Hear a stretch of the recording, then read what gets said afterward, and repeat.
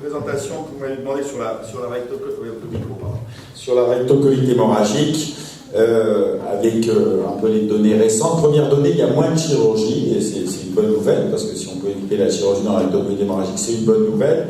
Ça, c'est des méta-analyses récentes qui montraient une diminution de cette chirurgie. On peut considérer que si la maladie de Crohn, idéal terminal, c'est 50%, 60% de chirurgie, on peut considérer que la rectocolite hémorragique, c'est plus entre 10 et 20% de chirurgie. Donc c'est quand même une chirurgie qui est moins fréquente. Mais l'idée de dire que les progrès de la médecine font reculer la chirurgie est une idée positive. Elle ne doit pas devenir une idée négative, dans le sens au retard à la chirurgie. Et il y a beaucoup de publications, et notamment celle-ci qui est sortie dans Gastroentérologie, qui montrait clairement que, notamment dans les colites graves, si les patients on intensifie un peu trop le traitement médical et on les opère trop tard, on va finalement augmenter la mortalité. Et la conclusion, c'est que c'est la chirurgie qui a été faite trop tard qui tue les patients, et donc c'est à cause de la chirurgie. Donc on continue à intensifier le traitement médical. Ça, c'est un mauvais raisonnement, et il ne faut pas trop pousser les lignes de traitement, notamment dans la colite aiguë grave. Et d'ailleurs, vous savez qu'il y a une grande société européenne qui s'appelle ECHO, qui s'occupe des maladies inflammatoires, et cette société ECHO a fait des recommandations dans JCC l'année dernière qui montrent clairement que c'est une prise en charge médico-chirurgicale ces patients avec colites graves de RCH, et qu'il faut avoir l'idée que la chirurgie peut venir très rapidement, et notamment dans ces recommandations, clairement, on est passé à première ligne de traitement par corticoïde, deuxième ligne de traitement par cyclosporine ou anti-TNF, et que même eux, ils disent qu'il n'y a pas de place pour une troisième ligne de traitement. Alors, c'est pas si vrai que ça, mais simplement, il faut être extrêmement vigilant de ne pas opérer trop tard ces patients.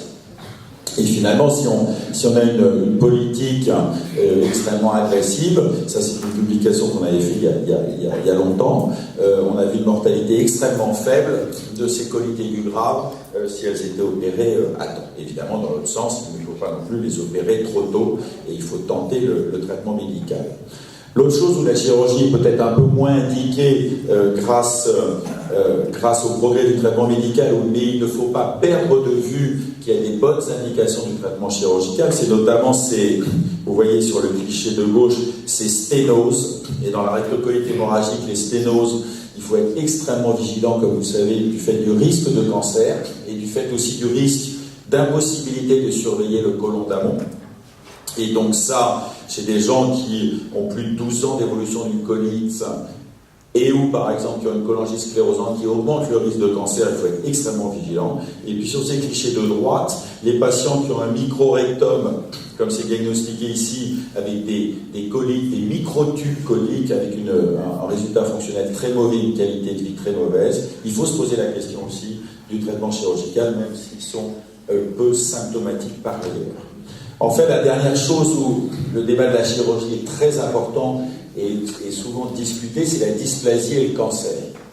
Si on considère que quand vous avez de la dysplasie, ça c'est une série très importante de la blanche clinique, quand vous avez de la dysplasie de haut grade, il y a 29% de risque d'avoir un cancer ailleurs sur le côlon et le rectum. Personne ne remet en cause le fait qu'il faut opérer tous les patients qui ont de la dysplasie de haut grade. Mais le risque est plus compliqué quand il y a de la dysplasie de bas grade. Et dans la dysplasie de bas grade, dans cette étude, il y avait un risque significatif quand même d'avoir un cancer associé. Tant et si bien que le statement d'ECHO de l'année dernière est de dire que si vous avez de la dysplasie, pas sur des polypes, mais en muqueuse saine, apparemment saine, c'est une indication a priori à une colectomie, ce qui paraît toujours très difficile, parce que vous avez proposé une coloprotéectomie totale à quelqu'un qui se plaint de rien et qui a de la dysplasie de bas grade. Et donc c'est une décision très difficile, mais on sait, et il y a beaucoup d'études qui montrent que si on ne surveille pas bien ces patients, on peut avoir des catastrophes. Et dans tous les centres un peu spécialisés, en plus, les cancers surviennent sur une maladie quiescente. Et les gens n'ont pas de symptômes au moment où ils ont un cancer. Donc voilà un peu les indications. Voilà d'ailleurs la conclusion de ce papier qui ne parle que de la flat low-grade dysplasie, la dysplasie de bas grade sans polype, où vraiment il faut bien réfléchir à faire une surveillance coloscopique. C'est très risqué et que la recommandation est plutôt pour faire de la chirurgie, après avoir vérifié, évidemment, revu par 2 anapathes différents, que c'est bien une dysplasie de haut. Une fois qu'on a dit ça, si on dit le traitement chirurgical de la rectocolite hémorragique, qu'est-ce qu'il est? Aujourd'hui, l'intervention de référence dans la rectocolite hémorragique, c'est l'anastomose iléo-anale. Anastomose iléo-anale, où on enlève tout le côlon et tout le rectum, et on fait un réservoir en J qu'on anastomose avec le canal anal. Alors, aujourd'hui, l'anastomose iléo-anale, elle est vécue par certains gastro-entérologues, par certains patients et par certains chirurgiens comme une intervention qui est parfois trop difficile, trop complexe, mauvaise qualité de vie, risque élevé de scomie définitive, risque de stérilité, et finalement, est-ce que c'est une si bonne opération que ça? Et est-ce qu'il ne faudrait pas faire plutôt à la place une iléorectale, débat d'ailleurs qui existe aussi dans la polypose. Alors si on regarde la place résiduelle de l'iléorectale dans la rectocolite hémorragique, aujourd'hui, on peut considérer que dans les centres européens et américains qui sont très spécialisés, le taux d'iléo-anal va de 0% à 15%. Et quand j'ai mis sur cette diapositive 15%, j'étais même plutôt en faveur de l'iléorectal. Il y a des centres, comme notamment à Louvain, où il y a 0% quasiment d'iléorectal. Ce qui est sûr, c'est que faire, sous prétexte de fonction, faire une iléorectale plutôt qu'une iléoanale, si vous avez un microrectum, vous aurez un résultat fonctionnel pire qu'une iléoanale, et que donc ça serait la pire des indications, c'est de faire une mauvaise iléorectale. Donc si vous n'avez pas un rectum conservable, c'est une très mauvaise idée sous prétexte d'une intervention plus facile. Mais c'est vrai que si vous avez des doutes avec la maladie de Crohn, si vous avez un cancer du côlon avec métastase hépatique où le pronostic est aux métastases, si vous avez des sujets âgés avec courte histoire de RCH, une femme jeune désireuse de grossesse, toutes ces situations avec un rectum conservable, on peut se discuter, on arrive dans les 10-15%, on pourrait peut-être garder temporairement au moins le rectum. Je dis temporairement parce que si on regarde par exemple cette publication récente, enfin assez récente, qui a été publiée d'une équipe américaine, on voit qu'avec un suivi de 11 ans, il n'y a plus que 44% des gens qui avaient une iléorectale fonctionnelle. Alors on peut dire que c'est pas si grave finalement, puisqu'ils ont eu ensuite une iléoanale. Mais ce qu'il faut être très vigilant, c'est que sur cette série, il y avait quand même des gens qui avaient de la dysplasie rectale et voire même des cancers du rectum. Donc il faut vraiment bien suivre ces patients avant de faire l'option de faire une anastomose iléorectale. L'autre débat sur le diagnostic, ça avait été la maladie de Crohn. Ça a été un long débat, la maladie de Crohn, qui a commencé quand on avait publié ça il y a 20 ans, j'ose même plus le dire maintenant, où ça avait été très critiqué de dire qu'on avait le droit de faire des iléoanales dans le Crohn. Et en fait, l'équipe de Victor Fazio de la Cleveland, qui a la plus grosse série mondiale de 4000 iléoanales, avait montré que finalement le taux de survie du réservoir pour rectocolite hémorragique ou pour maladie de Crohn était pas si mauvais que ça, même pour la maladie de Crohn, avec une fonction équivalente, tant et si bien d'ailleurs que le statement d'ECHO l'année dernière dit qu'on peut le faire aussi, cette iléoanale, dans des cas sélectionnés de maladie de Crohn, sans atteinte de l'anus ou du grêle, et que donc là aussi on a avancé dans l'indication d'anastomose iléoanale. Alors si on parle un tout petit peu de chirurgie, mais c'est de la chirurgie qui intéresse les gastro-entérologues et qui intéresse surtout les patients d'ailleurs, c'est que si vous enlevez le rectum par définition quand vous faites une iléoanale, eh ben vous pouvez faire une exérèse totale du mésorectum comme dans un cancer, où vous pouvez passer plus près du rectum. L'idée de passer plus près du rectum, c'est de ne pas abîmer les nerfs. Et il est clairement démontré qu'il faut tout faire pour avoir 0% de complications sexuelles. Et alors que dans le cancer du rectum, on peut attendre 20-30% de complications sexuelles, et ben, il est clairement démontré aujourd'hui que quand on fait une anastomose iléoanale pour rectocolite sans cancer, il ne faut surtout pas enlever totalement le mésorectum. Il faut faire ce qu'on appelle, nous, une mauvaise exérèse du mésorectum, c'est-à-dire passer loin des nerfs pour avoir aucun risque de complications sexuelles, ce qui est le cas. D'ailleurs, il y a une étude randomisée qui était sortie par l'équipe d'Amsterdam l'année dernière, qui est une petite étude randomisée, mais qui montrait simplement qu'il y avait moins de complications et meilleure qualité de vie. Et donc, c'est la recommandation qui est marquée ici en bas. Il ne faut pas faire d'exérèse du mésorectum dans une rectocolite hémorragique s'il n'y a pas de cancer. Alors, sur la celluloscopie, qui est arrivé, vous savez que la célioscopie dans le cancer dans le côlon est arrivée en 1991. On peut considérer que la célioscopie dans l'iléoanal est arrivée en 2001, 10 ans plus tard. Et depuis, il y a beaucoup de données dans la littérature, et je vous en donne une par exemple, qui montre clairement en analyse multivariée que de faire par laparoscopie diminue considérablement la morbidité post-opératoire. Premier élément intéressant pour le patient.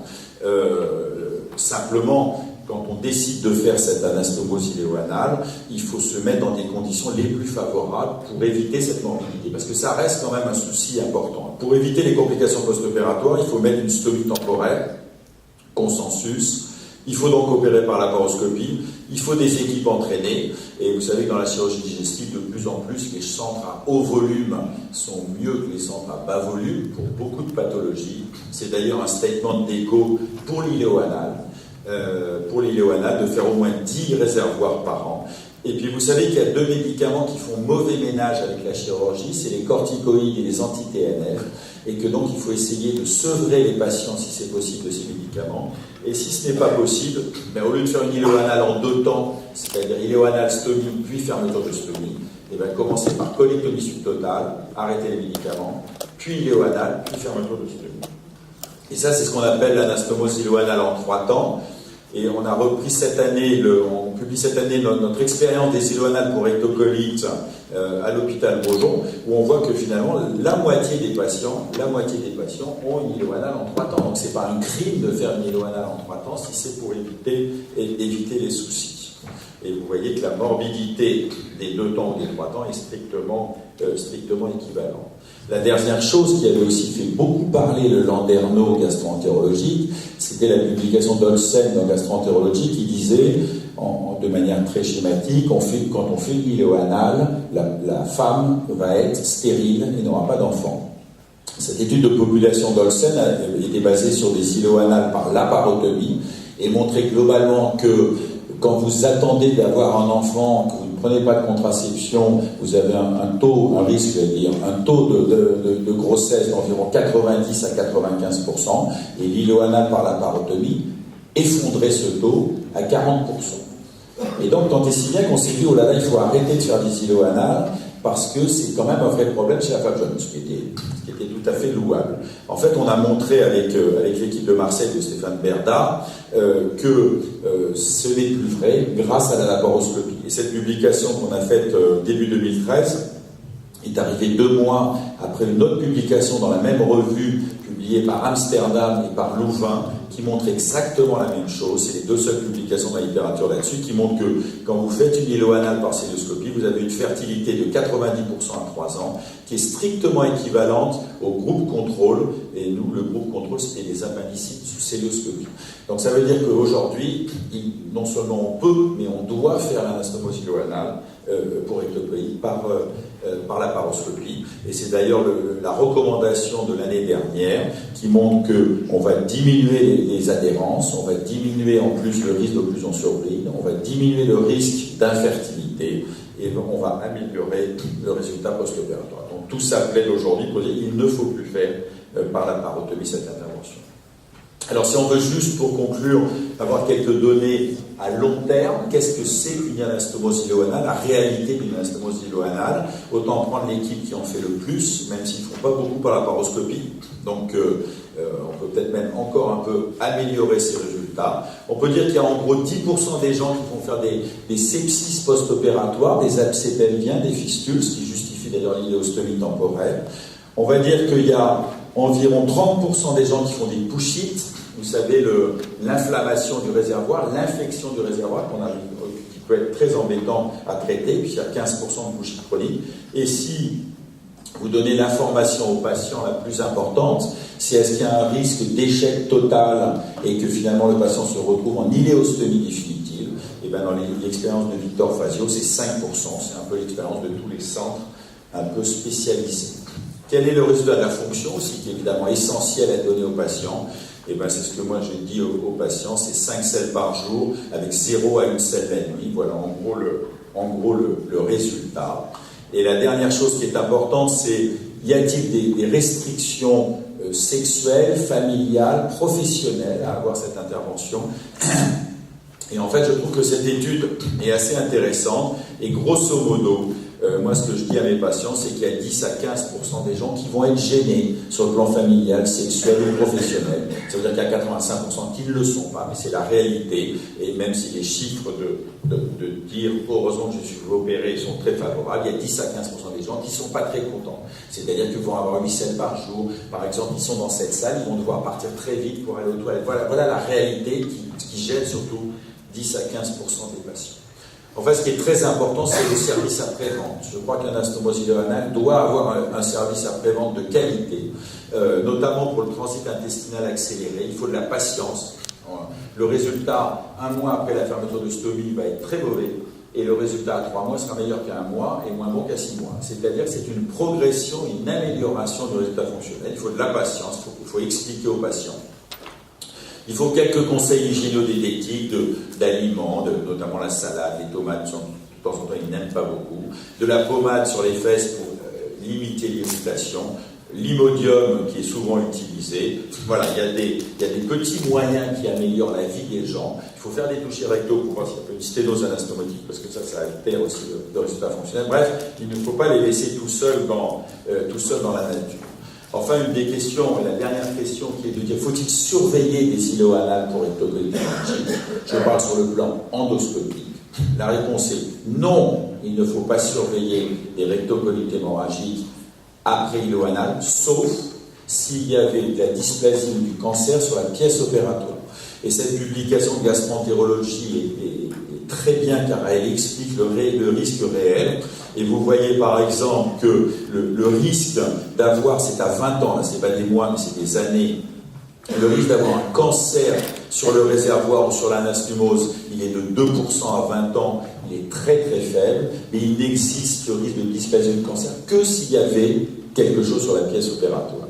Donc ça veut dire qu'on ne surveille pas par endoscopie, sauf les gens qui ont de la dysplasie ou du cancer sur la pièce de coloprotectomie. Donc en conclusion, aujourd'hui en 2016, l'iléo-anal reste le traitement chirurgical de référence de la rectocolite hémorragique parce qu'il guérit la RCH avec un résultat qui est bon ou acceptable chez 80% des cas.